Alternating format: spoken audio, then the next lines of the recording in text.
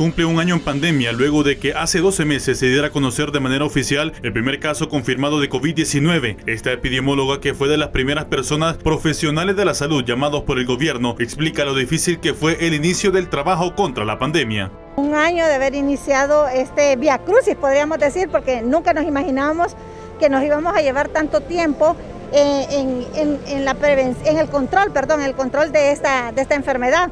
Es una enfermedad que vino con muchas complicaciones, es decir, desde el inicio vino con un estigma donde nosotros mismos, si se nos decía que éramos sospechosos, éramos positivos, era como que nos dijéramos que teníamos lepra en el tiempo de Jesucristo.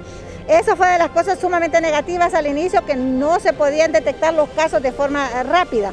El personal de salud que ha estado en primera línea lamenta que la pandemia solo les ha dejado luto y dolor. Un año de la pandemia nos ha dejado luto y dolor. El COVID-19 al gremio de enfermería, 44 enfermeras auxiliares fallecidas por COVID-19 a la fecha, 3.372 contagiados, hay más de 100 aislados positivos por COVID-19 en este momento, hay 14 compañeros hospitalizados y de los 14, 6 están en una condición de salud bastante delicada. Sobre todo sigue siendo una asignación pendiente el tema de la protección personal en algunos hospitales, no en todos. Económicamente, el COVID-19 ha azotado fuertemente al país, dejando pérdidas multimillonarias, así lo da a conocer este economista. Este año de pandemia nos ha dejado pérdidas económicas de cerca de 7.500 millones de dólares, según el último reporte de la Secretaría de Finanzas, y el cierre de más del 56% de las MIPYMES. Estamos hablando de cerca de 230.000 micro, pequeñas y medianas empresas que han cerrado en este año de pandemia a raíz de la paralización económica y las medidas de distanciamiento social. Esto ha contraído consigo entonces niveles de desempleo exorbitantes. Más de 860.000 hondureños perdieron el empleo solo en este año de pandemia, y lo que ha incrementado la pobreza un 75%. Este parlamentario indica que ningún sector del país fue la excepción.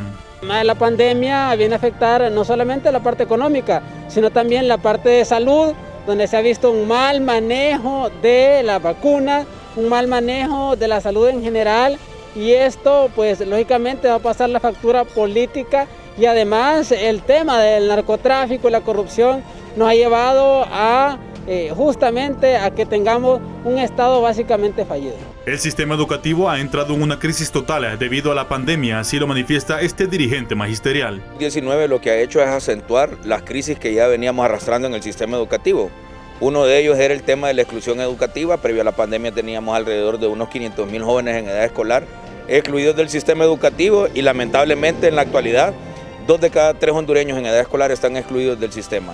Por otro lado, el tema de la calidad también era un reto importante en el sistema educativo, y se ha visto gravemente erosionado en estos tiempos de pandemia por la incapacidad o la poca falta de voluntad del gobierno de garantizar internet gratis, de tener una plataforma tecnológica para la atención de los estudiantes. Sin embargo, para la experta en epidemiología, las cifras que maneja la Secretaría de Salud se quedan cortas para las cifras reales que se desconocen. Pero si nosotros le sumáramos los datos del sistema privado, probablemente esas cifras se duplicarían.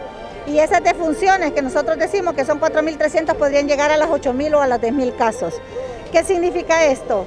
Que el porcentaje de la mortalidad sigue siendo entre un 3 y un 4% a nivel nacional con esos datos. Pero probablemente, como sucede en todas las epidemias y todas las pandemias, hay un subregistro de casos porque no se suman las de los hospitales privados ni de las clínicas privadas. A pesar del anuncio de la compra y luego llegada de la vacuna, el tiempo de recuperación e inmunización retrasará la recuperación total de todos los sectores. En cámara y edición de Franklin Amaya informó Fernando Vanegas.